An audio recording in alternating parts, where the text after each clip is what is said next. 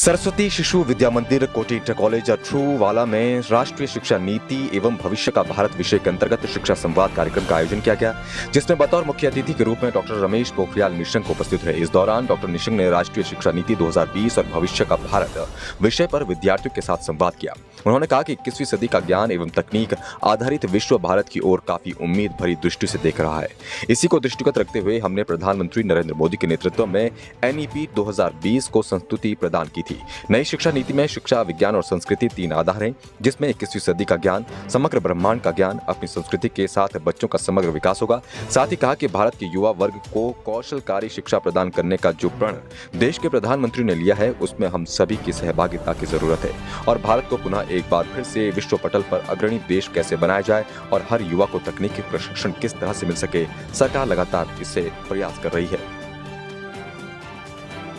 देश को बदलना है तो शिक्षा व्यवस्था ठीक करनी होगी। जो लॉर्ड मैकाले की शिक्षा है, जिसने इस देश में अंग्रेज़ों को पैदा किया है कि देखने से तो हिंदुस्तानी होगा लेकिन अंदर से विचारों से वो अंग्रेज होगा। अब देश स्वाधीन हो गया, इसलिए जो NEP 2020 राष्ट्रीय शिक्षा नीति 2020 है, हमारे देश के यशस्वी प्रधानमंत्री जी ने बहुत साफ तरीके से कहा कि हम ज़मीन पर खड़े होकर के अपनी जड़ों को और गहरा करना चाहते हैं और उन जड़ों को गहरा करके जो मेरा देश विश्व गुरु था